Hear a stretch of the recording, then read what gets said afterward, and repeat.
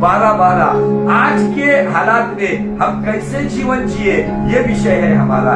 कैसे इस तरीके से आज परिस्थितियों में हम जीवन जिए, किस तरीके से जीवन जिए, ये वचन हमें अगुवाई करता है, जीने की राह दिखाता है, जीने का सामर्थ्य देता है, जीने का अनुग्रह देता है। ये एक वचन आपको और मुझे हर परिस्थितियों में जीने के लिए सहायता करता है।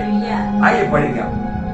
आशेने हर्षित व्हा, संकटात धीर धरा, प्रार्थनेत तत्पर रहा। हालेलुया। हालेलुया। आशा में आनंदित रहो, संकट में धीरज रखो और प्रार्थना में लगे रहो। हालेलुया।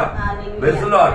परमेश्वर हमें इन परिस्थितियों में आज कुछ बातें सिखा रहा है और वो कहता है कि मेरे बच्चे, कि आज तू स्पेशली इस वचन के द्वारा अगर तुझे समझ में नहीं आ रहा है कि किस तरीके से तू जिए, तो चिंता मत कर। मैं आज तुझे विशेषता आज मैं तुझे बता रहा हूं। आज तेरे जीवन में जो भी परिस्थितियां है, उन परिस्थितियों में आज मैं तुझे कुछ बातें बता रहा हूं। उन बातों पर विशेष ध्यान लगा। बहुत सारे लोग ये संसार को छोड़ चुके हैं। मैंने पिछले इतवार को कुछ बातें आपके साथ डायरेक्टली की थी। मुझे देखने वालों में से अगर कोई व्यक्ति ने अपना प्रिय व्यक्ति इस बीमारी में, इस महामारी में खोया होगा, आपके कोई रिश्ते नाते में कोई इस बीमारी से बीमार है, क्या आप दुख में हो, क्या आप परेशान हो, मायूस हो, ये वचन हमें हियाव देता है। दिस वर्ड एम्पावर अस, हमें एक सामर्थ्य देता है। ये वचन सामर्थ्य क्यों नहीं देगा वचन? क्योंकि खुदा का वचन जिंदा है, खुदा का वचन एक्टिव है, खुदा का वचन बूंदे बूंदे तक जाता है। ये इब्रानी 4:12 में हमें दिखता है। खुदा का वचन हथौड़ा है, खुदा का वचन आग है, खुदा का वचन तलवार है, खुदा का वचन सामर्थ है। खुदा का वचन जब यहेजकेल के मुंह से जब निकला तो सूखी हड्डियों पर जाके जब गिरा, तब सूखी हड्डियों में जान आई और एक बड़ी सेना खड़ी हो गई। क्यों नहीं खुदा का वचन हमें हियाव देगा? मेरे शब्द आपको टेम्पररी थोड़ा सा आपके कानों को अच्छे लगेंगे, लेकिन खुदा का शब्द फ्रेश रेवलेशन आपको एक नई ताकत, एक नई उम्मीद देगा। और मेरा और खुदावन का मकसद यही है कि आप जो लोग मायूस में, आप परेशान है, कंफ्यूज है कि क्या करे, इन सभी बातों को छोड़ दो। रोमियो 12:12 फिर से बात खुदावन कहता है, आशा में आनंदित रहो। कौन सी आशा? कैसी आशा? वो आशा जो हमें प्रभु यीशु मसीह के पुनरुत्थान के द्वारा मिलती है, जिस आशा को पतरस कहता है जीवित आशा।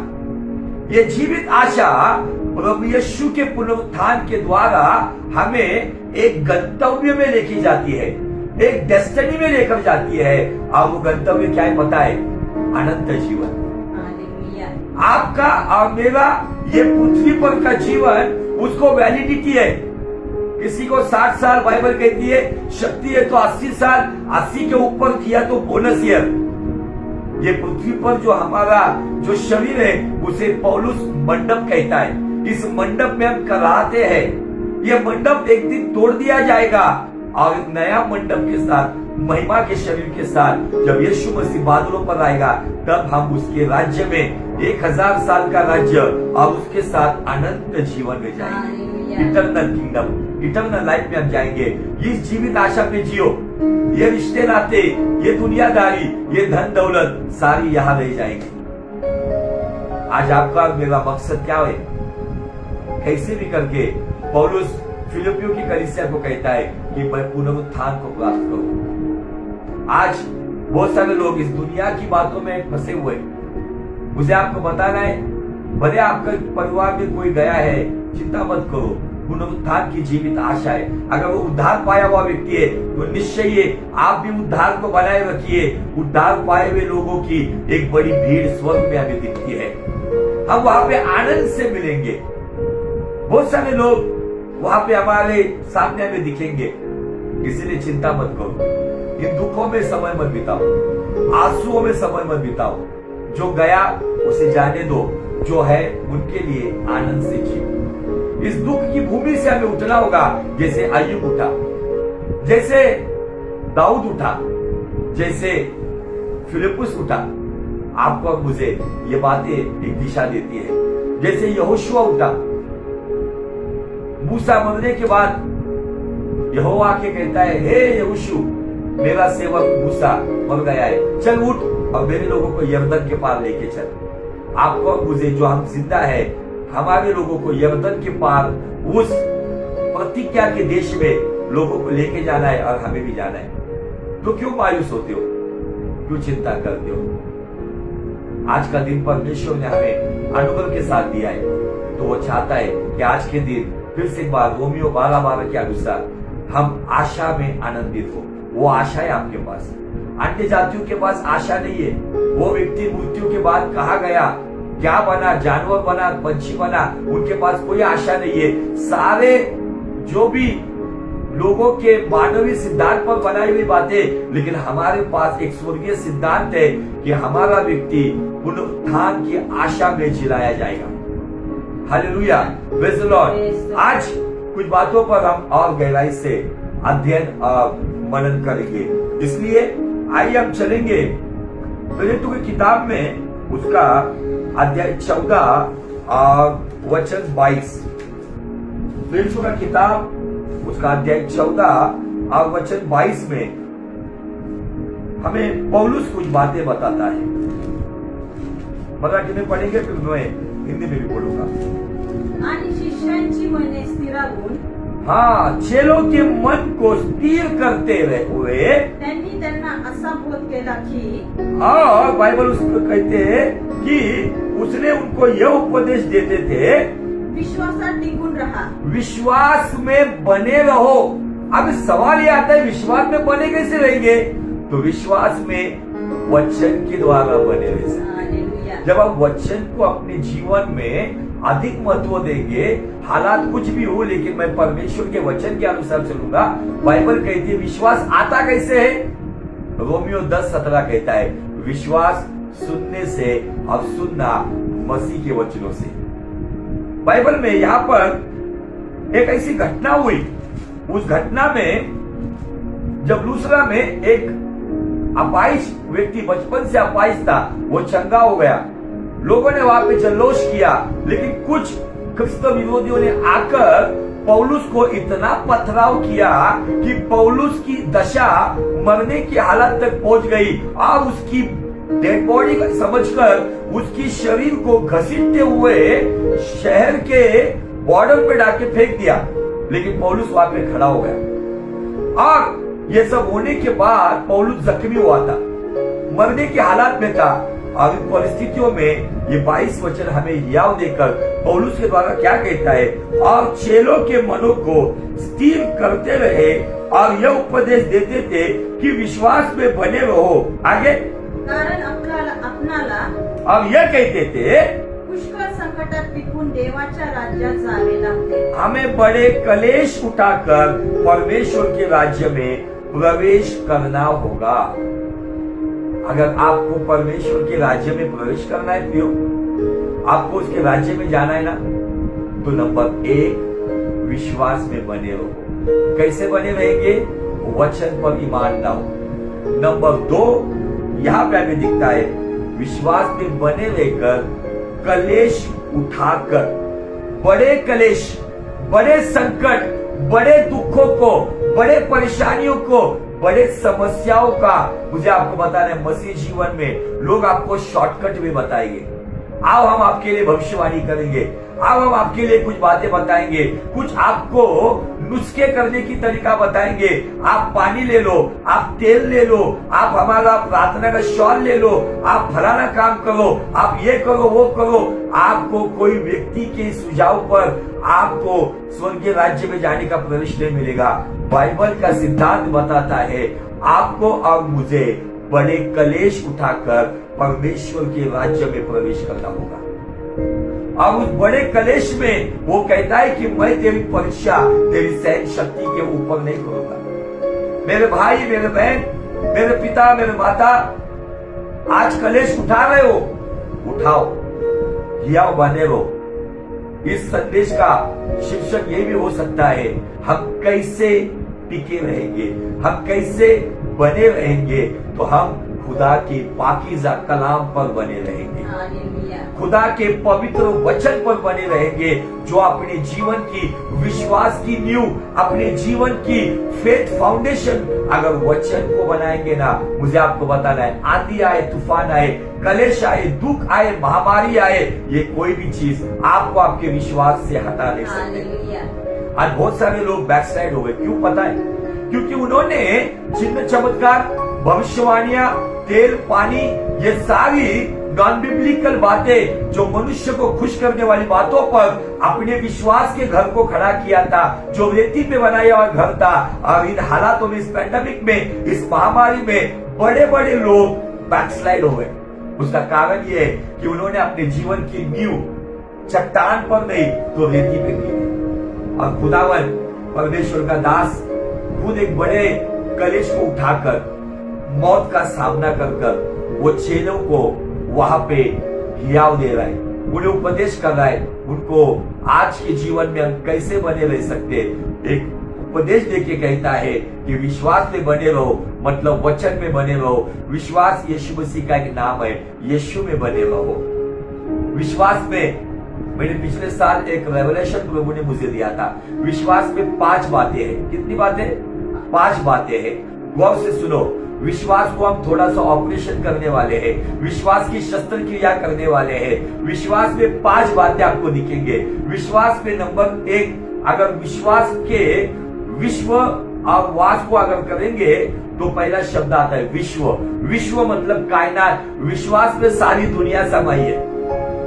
बाइबल कहती है प्रभु यीशु मसीह का चेला यूहन्ना बपतिस्मा करने वाला, उसका चेला कहता है पहला यूहन्ना 4:4 में, इस संसार पे जिसने जय पाई है ना, वो है हमारा विश्वास। विश्वास में विश्व है।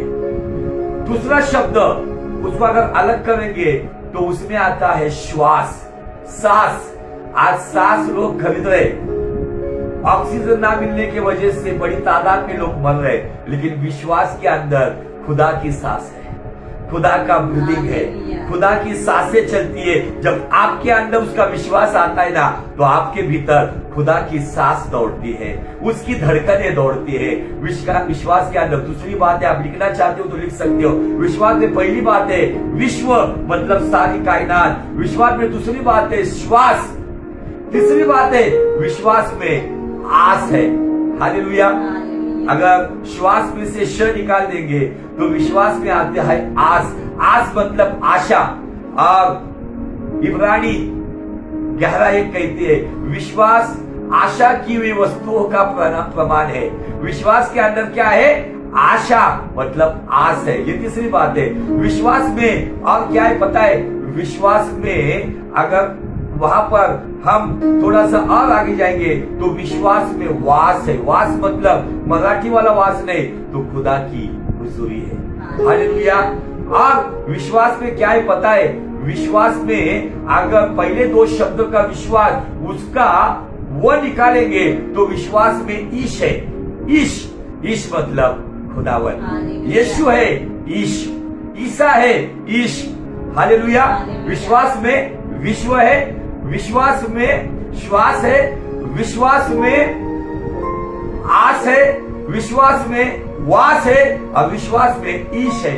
ये 5 बात जब आपके जीवन में आते हैं ना, तो आपके अंदर प्रभु का विश्व आ जाता है, आपके अंदर एक राष्ट्र आ जाता है, आपके अंदर उसकी मौजूदगी, उसका वास आता है। आपके अंदर हालात कुछ भी हो, लेकिन इब्राहिम के नहीं, आपके अंदर वो आशा आती है। परिस्थिति कुछ भी हो, आप आशाहीन नहीं तो आशावान बनकर जीवन जीते हो। हालेलुया। विश्वास बाइबल कहती है, जब मैं याकूब की पत्री में जब देखता हूं, वहां पे स्पष्ट रीति से दिया है कि जैसे विश्वास की क्रिया बताई गई है, जैसे विश्वास की जिंदा होने की बात बताई गई है। मेरे ख्याल से हम पढ़ेंगे याकूब का 2 अध्याय और वचन 27 में ये बातें हमें दिखती। क्या लिखा है? पढ़ेंगे हम। याकूब से पत्र दूसरा अध्याय 17 सॉरी याप्रमाणे हाँ, विश्वासाबरोबर जर क्रिया नाही अगर विश्वास के साथ क्रिया नहीं है तर तो हाँ, जात्या निर्जीव आहे. कैसा है? निर्जीव. मरा हुआ है. 26 वचन पढ़े, 26, 17, 26.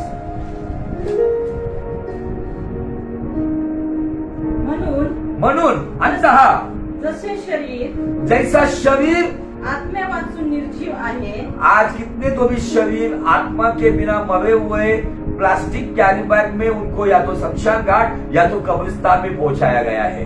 हाँ, जैसे शरीर आत्मा के बिना मरा हुआ है तसा वैसे ही विश्वास भी क्रिया वाचून निर्जीव आहे. कर्म के बिना मरा हुआ है. आपके पास कौन सा विश्वास है? जिंदा विश्वास है या मरा हुआ विश्वास है? शैतान भी हमें विश्वास देता है, पता है मेरा कुछ नहीं होगा. शैतान भी हमें विश्वास देता है अब सब कुछ खत्म हुआ है, ये मरा हुआ विश्वास है. लेकिन जिंदा विश्वास क्या देता है पता है? जिंदा विश्वास में हमारे अंदर प्रभु का विश्व लेकर आता है, हमारे अंदर खुद ईश उतर कर आता है, हमारे अंदर उसकी सांस उतर के आती है, हमारे अंदर उसका वास होता है और हमारे भीतर उसकी जीवित आशा होती है. इसलिए रोमियो 12:12 कहता है विश्वास आशा में आनंदित रहो, कलेश में धीरज रखो और प्रार्थना में लगे रहो. क्यों बताएगा ये वचन? और पौलुस हमें जो बातें अभी हमने प्रेरितों की किताब में से देखी है वो क्या कहता है? बड़े कलेश को उठाकर हमें परमेश्वर के राज्य में प्रवेश करना होगा. आपको परमेश्वर के राज्य में प्रवेश करना है, आपको पुनरुत्थान में उठाया जाने का विश्वास रखना है. अगर आपको खुदा के राज्य में जाना है, आज जो कलेश है ना, ये कलेश आपको नुकसान नहीं करेंगे, ये कलेश आपको परमेश्वर से दूर नहीं करेंगे. ये कलेश, ये सताव, ये महामारी, ये दुख, ये आंसू, ये पीड़ा, आपके परिजनों की मौत आपको परमेश्वर के राज्य में प्रवेश करने के लिए विश्वास की नींव पर सहायता करेगी. Hallelujah, praise the Lord. अजीजों, मैं आज एक बात स्पष्ट रीति से बता रहा हूँ. कलीसिया को यह संदेश दिया नहीं गया, कलीसिया को केवल यह बताया गया कि यीशु बाबा है. यीशु में आओ तुम्हें चंगाई मिलेगी, यीशु में आओ आपको घरदार मिलेगा, यीशु में आओ आपको बरकत मिलेगी, यीशु में आओ आपको फलाना मिलेगा, यीशु में आओ आपकी शादी होगी, यीशु में आओ आपको सुख सुविधा मिलेगी. लेकिन कलीसिया को एक बात बताई नहीं गई है कि यीशु में आने के बाद हमें हर दिन अपने आप को मारना पड़ेगा, यीशु में कलेश को उठाना पड़ेगा. क्योंकि यीशु मसीह का चेहरा कहता है हमें बड़े कलेश को उठाकर परमेश्वर के राज्य में प्रवेश करना होगा. किसी की भविष्यवाणी, किसी का तेल पानी, किसी के मीठे मीठे शब्द, किसी के हियाव देने वाले शब्द मुझे परमेश्वर के राज्य में लेकर नहीं जाएगी. मुझे व्यक्तिगत रीति से बड़े कलेश को उठाना होगा, तब जाकर हम परमेश्वर के राज्य में प्रवेश करने के लायक बनेंगे. We deserve to enter the kingdom of eternal life. अगर आपको डिजर्व होना है, लायक होना है, हर एक व्यक्ति को अगर उसको ऑफिसर होना है तो वो डिग्री को प्राप्त करता है. अगर उसको बिजनेस में ऊपर जाना है तो उसको बिजनेस मैनेजमेंट में पढ़ाई करके लायक बनना होगा कि हाँ मैं अभी लायक हूं, तब जाके मैं बिजनेस मैनेजमेंट कर सकता हूं. अगर मुझे इंजीनियर बनकर अगर मुझे कंस्ट्रक्शन करना है तो मुझे इंजीनियरिंग की परीक्षाओं को पास करना होगा, तब मैं लायक होगा इंजीनियर बनने के लिए. उसी के अनुसार आपको मुझे अगर परमेश्वर के राज्य में प्रवेश करना है तो मुझे और आपको बड़े सताव को, बड़े कलेश को उठाकर अपनी जीवन में ये सिद्ध करना होगा, अपने जीवन में ये प्रूफ करना होगा कि हाँ इन हालातों में हम पीछे नहीं हटेंगे, हम बड़े कलेश को उठाकर विश्वास में बने रहेंगे और परमेश्वर के राज्य में जरूर हमारे परिवार के साथ आनंद के साथ प्रवेश करेंगे. हालेलुया. परमेश्वर के राज्य में किसी की भविष्यवाणी लेकर नहीं आई. आपको मीठी लगेगी ये बातें, लेकिन आपको मैं बताना चाहता हूँ यहाँ से भागो. जो लोग कहता है ना मैं दुआ करूंगा फलाना होगा, मैं दुआ करूंगा ये होगा, ये सब ढकोसले है. आपको कहीं ना कहीं भरमाने वाले बहियों के ये जाल है, इन जाल से आपको छुटकारा पाना होगा और आपको परमेश्वर के पवित्र ताजा वचन के पास लौट कर आना होगा और वहीं पर ध्यान लगाना होगा, क्योंकि वचन हमें खुदा की ओर लेकर चलता है। हालेलुया। आइए चले हम और वचन को पढ़ेंगे। दूसरा पतरस उसका पहला अध्याय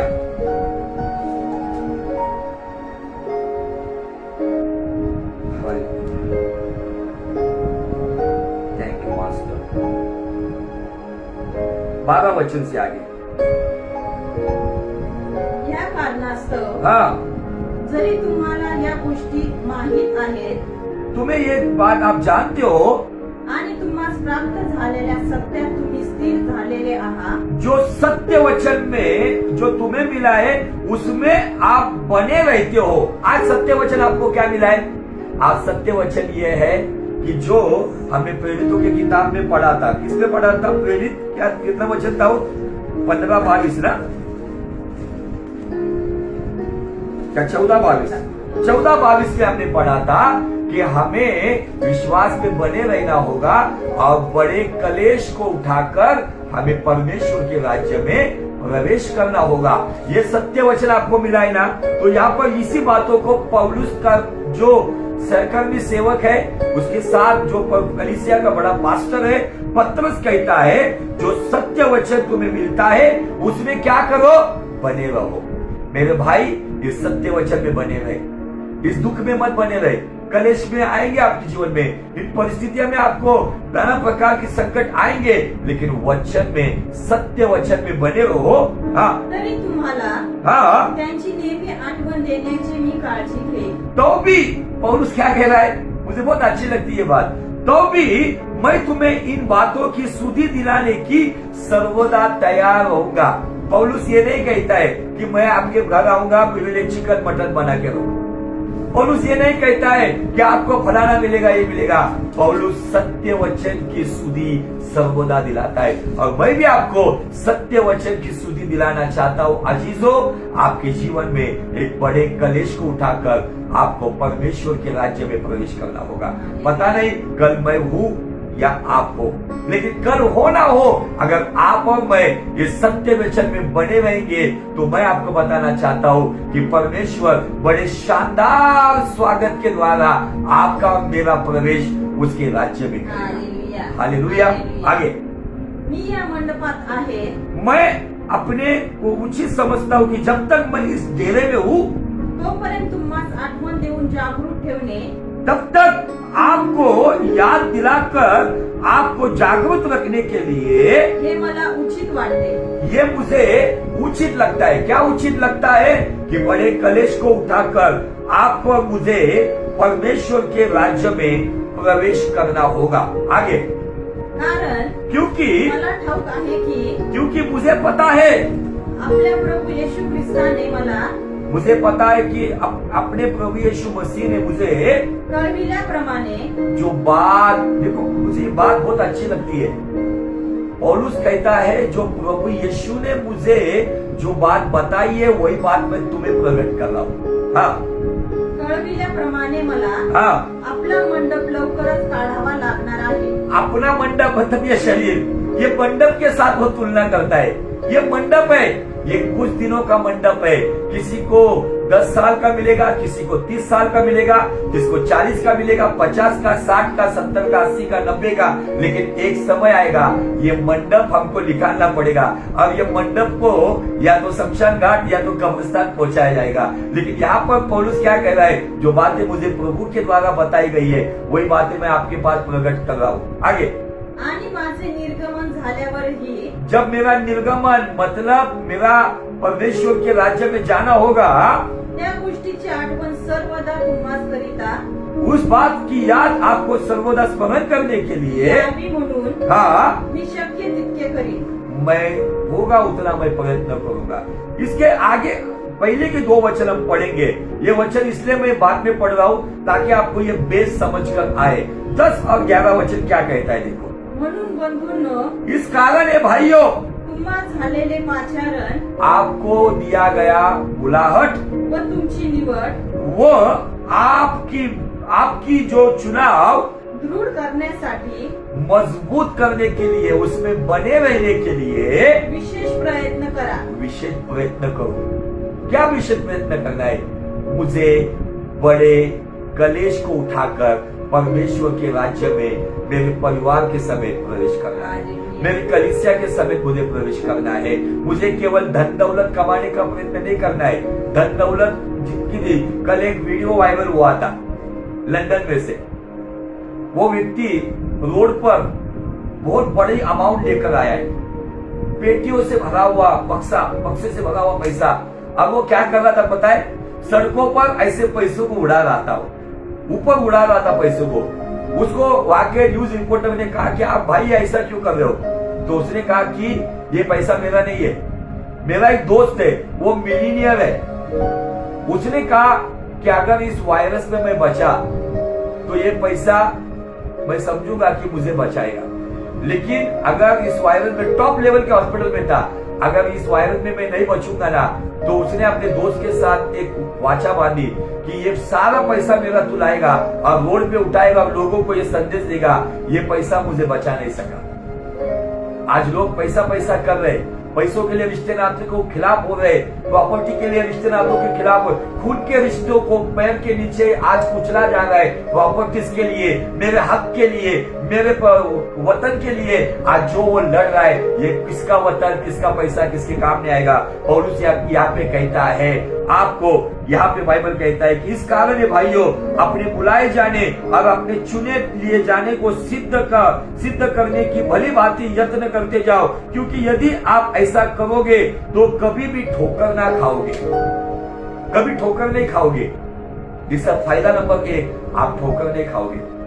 आपका चुनाव और आपकी बुलावट ये है कि परमेश्वर के राज्य में आपको केवल सुख उठाकर प्रवेश नहीं करना है, तो आपको दुख उठाकर भी प्रवेश करना है. आपको बड़े कलेश उठाकर भी प्रवेश करना है. मैं आज बहुत सिंपल वे में और धीरे धीरे आज का प्रचार आपको बता रहा हूँ, क्योंकि ये महत्वपूर्ण बातें जो कलीसियाओं में ये नींव डाली नहीं गई है. कलीसिया में केवल भौतिक बातों की नींव डालने की वजह से बहुत सारे बड़े बड़े वर्शिपर, बड़े बड़े सेवक, इवांजलिस्ट आज बैकस्लाइड हुए. क्यों? क्योंकि उनके अंदर वो जीवित आशा नहीं थी कि मुझे बड़े कलेश को उठाकर, मेरे घर के व्यक्ति का मृत्यु का दर्द उठाकर, उसकी मौत का दर्द उठाकर, इस कलेश को उठाकर मुझे परमेश्वर के राज्य में प्रवेश करना होगा. हालेलुया. आगे वचन क्या कहता है? देखो 11 वचन. आणि अशा प्रकारे वरन इसी रीति से मतलब इस कलेश को उठाकर, इस दुख दर्द को उठाकर, अपने जीवन में इस सताव को उठाकर, परेशानियों को उठाकर, विश्वास में मसीह के साथ बने रहकर, आशा में आनंदित होकर, कलेश में धीरज रखकर, प्रार्थना में लगे रहकर, इसी रीति से आपला प्रभु व तारणारा येशू ख्रिस्त, हमारा प्रभु और उद्धार करता यीशु मसीह, याच्या सर्वकालीन राज्यात, उसके अनंत राज्य में जयोत्सवाने तुमचा प्रवेश होईल. जयोत्सव के साथ, शानदार सवारी के साथ आपका और मेरा प्रवेश होगा. मेरे इतनी बाइबल में दिया है, हमारे प्रभु और उद्धार करता यीशु मसीह के अनंत राज्य में बड़े आदर के साथ प्रवेश करने पाओगे. बड़े आदर के साथ. भले आपको इस दुनिया में किसी ने आदर नहीं किया, आपका अनादर किया है, आपको अपमानित किया है, आपको तुच्छ समझा है, लेकिन चिंता मत करो. अगर इन परिस्थितियों में आप बने रहोगे, गेट के ऊपर कोई स्वर्गदूत नहीं रहेगा, ना गैब्रिएल रहेगा, ना मिखाएल रहेगा. वो स्वर्गीय सिंहासन के सामने से जो परमेश्वर का पुत्र, जब उसको पता चलेगा कि आप दरवाजे के पास आए हो, वो पिता की दाहिनी ओर से दरवाजे के पास आएगा. जस्ट इमेजिन करो, वो बड़े आदर के साथ कहेगा, मेरे भाई, मेरे बहन, मेरे लिए आपने बड़े कलेश को उठाया ना, तो बड़ी शानदार स्वागत के द्वारा, शाही स्वागत के द्वारा यीशु मसीह खुद आपके हाथों को थामकर पिता के राज्य में लेकर जाएगा. हालेलुया. इस वचन में मुझे चित्र दिखाई पड़ता है, इस वचन में मुझे दृश्य दिखाई पड़ता है, और मैं जब इस वचन को पढ़ता हूँ ना, तब मुझे किसी ने मुझे अपमानित किया है ना, मैं भूल जाता हूँ. किसी ने जानबूझकर मुझे मिसयूज किया है ना, मैं वो भूल जाता हूँ. किसी ने मेरे अच्छे कामों का सिला बुराई से दिया है ना, मैं भूल जाता हूँ, क्योंकि मुझे दुनिया का नहीं, तो दुनिया बनाने वाला परमेश्वर का पुत्र, हमारा उद्धार करता बड़े आदर के साथ, शानदार रीति से मेरा आगत स्वागत आदर के साथ करेगा। इन बातों को देखकर मैं आनंदित होता हूँ। हालेलुया, कितना अच्छी बात है ना ये। परमेश्वर चाहता है कि आज आपका और मेरा आदर के साथ परमेश्वर के पुत्र के द्वारा पिता के राज्य में शाही स्वागत हो। तो आपको इन दिनों में जो कलेश आप उठा रहे हो, इन कलेश में, विश्वास में, वचन में बने रहो, क्योंकि इस बड़े कलेश को उठाकर ही परमेश्वर का पुत्र आपको आदर सम्मान के साथ उसके राज्य में, वहां पे मैं आपको बताना चाहता हूँ, जैसे यीशु मसीह कहेगा, ये मेरा बेटा, ये मेरी बेटी, देखो मेरे राज्य में आ रहा है, बड़े बड़े नगाड़े बजेंगे, स्वर्गदूत तुरैया बजाएंगे, स्वर्गदूत बड़े रणसिंगे बजाएंगे, नरसिंगे बजाए जाएंगे, स्वर्ग में बड़ा जल्लोष किया जाएगा, आपका शाही स्वागत होगा, मेरा शाही स्वागत होगा। क्यों? बड़े कलेश में बने रहकर, जो सताव में बने रहकर, परेशानियों में बने रहकर, दुखों में बने रहकर, अपने प्रियजनों की मौत के बाद भी जो यीशु में बने रहकर, जो बड़े कलेश को उठाकर परमेश्वर के साथ वफादार रहता है ना, यीशु मसीह इस कलाम के द्वारा बाइबल कहती है कि बड़े आदर के साथ वो पिता के राज्य में वो आपका मेरा स्वागत करेगा। Hallelujah, praise the Lord. तालियों के साथ परमेश्वर को धन्यवाद देते हैं। हालेलुया। सच में खुदा पर उसकी भलाई, उसकी करुणा सदा की है। मैं इस वचन के द्वारा आपको हियाव देना चाहता हूँ, आपको एनकरेज करना चाहता हूँ, आपको प्रोत्साहित करना चाहता हूँ। झटक दो ये मायूसी का बिस्तर, झटक दो ये बीमारी का बिस्तर, झटक दो ये निराशा का बिस्तर, और आशा में आनंदित होकर, संकट में, कलेश में धीरज रखकर आज से आनंद के साथ प्रार्थना में लगे रहो, क्योंकि बड़े कलेश को उठाकर आपको और मुझे परमेश्वर के राज्य में प्रवेश करना होगा। हालेलुया। क्या आप सच में आनंदित हो? आज का वचन सच में आपको हियाव दे रहा है। आइए इसी पत्रस का जो पहला पत्र है उसके अंतिम चरण में कुछ बातें और भी हमें दिखाई पड़ती है। यही पहला पत्रस उसका 5वां अध्याय और वचन 9 और 10 क्या कहता है, पढ़ेंगे। त्याच्या विरुद्ध विश्वासात दृढ असे उभे रहा।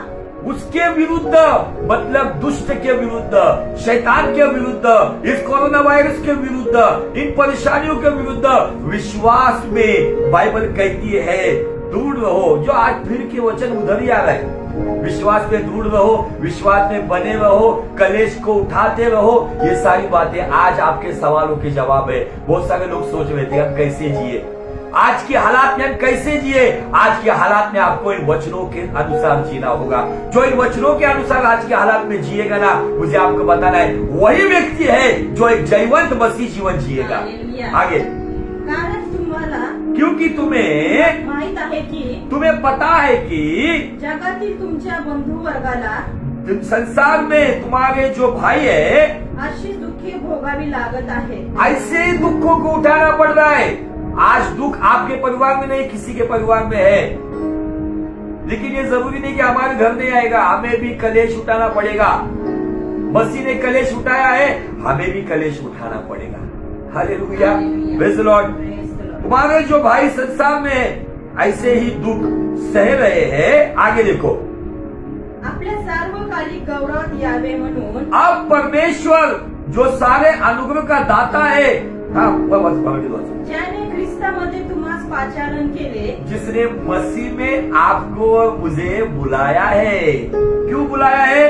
तो सर्व कृपेचा देव तुम्ही थोडा वेळ दुःख सोसल्यावर स्वतः तुम्हास पूर्ण, दृढ व सबळ करेल। आमेन, हालेलुया, प्रेज़ द लॉर्ड।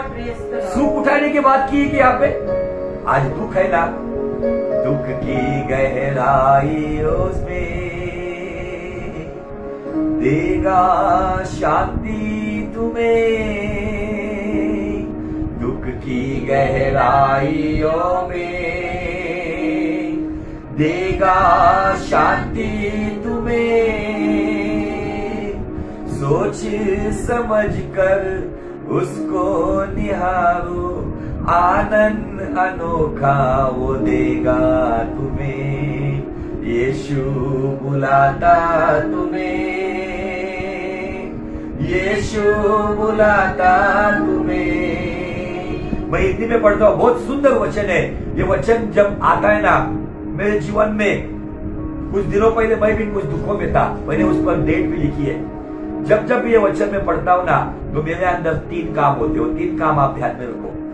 अब परमेश्वर जो सारे अनुग्रह का दाता है, पहला पतरस 5वां अध्याय वचन 10, 1 पीटर चैप्टर 5 एंड वर्स 10, उसको अंडरलाइन करके रखो।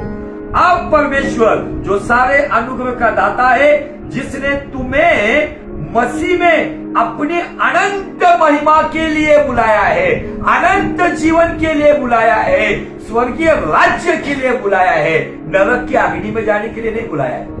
आगे देखो, तुम्हारे थोड़ी देर तक दुख उठाने के बाद, तुम्हारा थोड़ी देर तक कलेश उठाने के बाद, तुम्हारा थोड़ी देर तक परेशानी उठाने के बाद, तुम्हारा थोड़ी देर तक आंसू, दुख के आंसू को उठाने के बाद, क्या कहता है देखो आगे, थोड़ी देर तक, थोड़े समय के लिए, थोड़ी देर तक दुख उठाने के बाद वो कहता है आप ही मतलब कोई गैब्रियल नहीं आएगा आपके लिए, मिखाइल नहीं आएगा, कोई स्वर्गदूत नहीं आएगा, कोई भविष्यवक्ता नहीं आएगा, कोई पास्टर नहीं आएगा, कोई इवांजेलिस्ट नहीं आएगा, कोई माइटी मैन ऑफ गॉड या कोई माइटी वुमन ऑफ गॉड नहीं आएगी। तो मुझे आपको बताना है, परमेश्वर कहता है थोड़ा देर ये कलेश उठाने के बाद आप ही, मैं खुद, आप ही तुम्हें नंबर 1 सिद्ध करेगा।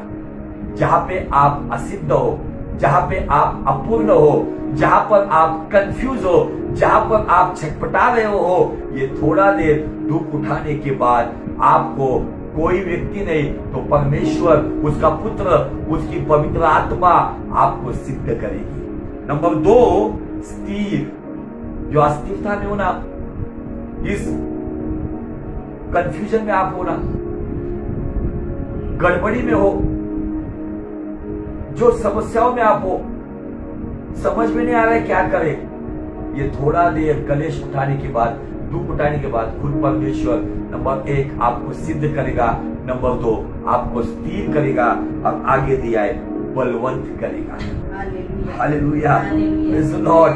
वो कहता है मेरे भाई, मेरी बहन, मेरे बच्चे, मेरी माता, मेरे पिता, मैं जानता हूं आपका परिवार से कोई ना कोई आपसे बिछड़ गया है, लेकिन आज मृत्यु हमें परमेश्वर के प्रेम से अलग नहीं कर सकती, क्योंकि हमारे पास पुनरुत्थान की जीवित आशा है। उस जीवित आशा पर हम जीते हैं। इस थोड़ा देर दुख उठाने के बाद परमेश्वर आपको सिद्ध करेगा, परमेश्वर आपको स्थिर करेगा, परमेश्वर आपको बलवंत करेगा, और इन हालातों में भी यीशु के पीछे चल सकते हैं। एक मिसाल बनाकर, एक ऐसा गवाह बनाकर दुनिया के सामने अपनी महिमा आप पर उंडेलेगा। हालेलुया। आप कैसे बने रहेंगे, किस तरीके से बने रहेंगे? बाइबल का आप अगर मुझे पूछेंगे कि पास्टर आपको बाइबल का ऐसा कौन सा वचन है जो बहुत ही प्यारा लगता है, तो वचन यीशु मसीह ने 3 अध्यायों को एक ही वचन में उसको निचोड़ कर निकाला। 3 अध्यायों को एक वचन में निचोड़ कर निकाला। वो वचन रोज क्लेम करो। पढ़ेंगे आप यूहन्ना रचित सुसमाचार, यूहन्ना से शुभवर्तमान 16 अध्याय और वचन 33। Gospel of John chapter 16 and verse 33। आइए पढ़ेंगे। 14 अध्याय से प्रभु यीशु मसीह ने चेलों के साथ बोलना आरंभ किया, और 16 अध्याय के अंत में आकर वो एक महत्वपूर्ण बात बताता है, और उसके बाद वो पिता के साथ 17 अध्याय में बात करना शुरू करता है। ये 16 अध्याय का 33 वचन, मतलब 14 अध्याय, 15 अध्याय और 16 अध्याय का, ये तीनों अध्याय का निचोड़ एक वचन हमको दिया गया है। और जो इस वचन पर ईमान लाएगा, मुझे आपको बताना है, ये वचन परमेश्वर की आशा में वो परमेश्वर अनुग्रह के द्वारा आनंद करने के लिए सामर्थ्य देगा, कलेश में धीरज रखने के लिए अनुग्रह देगा, और प्रार्थना में लगे रहने के लिए बलवंत करेगा। आगे, माझ्या ताई, तुम्हाला शांती मिळावी म्हणून मी तुम्हाला या गोष्टी सांगितल्या आहेत। मैंने ये बात आपको बताई है। 14 अध्याय में उसने बताया, चिंता मत करो, डरो मत, मैं जाता हूँ तुम्हारे लिए जगह तैयार करता हूँ। पुनरुत्थान होने से पहले यीशु मसीह ने अपने मरने से पहले ये बात बताई है, मैं मरूंगा, जिलाया जाऊंगा, पिता के पास जाऊंगा, मैं जगह तैयार करूंगा और रैप्चर में तुम्हारे लिए मैं आऊंगा तुम्हें लेने के लिए। ये बात यीशु मसीह ने बड़ा आश्वासन, एक बड़ी प्रतिज्ञा में दिखती है। वो कहता है कि मैं जाऊंगा। हाँ, जगत तुम्हाला क्लेश होती, संसार में तुम्हें लोग कहते आनंद ले लो, जॉय करो, yes, receive blessing, receive prophecy, receive anointing. संसार में तुम्हें संसार का रचयिता, मुक्तिदाता, कोई संसार का व्यक्ति नहीं, कोई स्वर्गदूत नहीं, कोई भविष्यवक्ता नहीं, खुद परमेश्वर का पुत्र कहता है संसार में तुम्हें कलेश होता है। हाँ, तरी धीर धरा, परंतु ढाढ़स बांधो, हिम्मत बांधो, हियाव रखो, ढाढ़स बांधो, मी जगाला जिंकले आहे, मैंने संसार को जीत लिया। Hallelujah, hallelujah, praise the Lord. ये कैसी बात है? वो कहता है मैंने ये बातें तुमसे इसलिए कही है कि तुम्हें मुझ में शांति, किसी व्यक्ति में नहीं। आपको और मुझे अगर शांति कहीं मिलेगी तो शांति का राजकुमार जो कहता है संसार देता है वैसे नहीं, तुम्हें मैं मेरी शांति देता हूं, इसलिए आपका मन विचलित ना हो।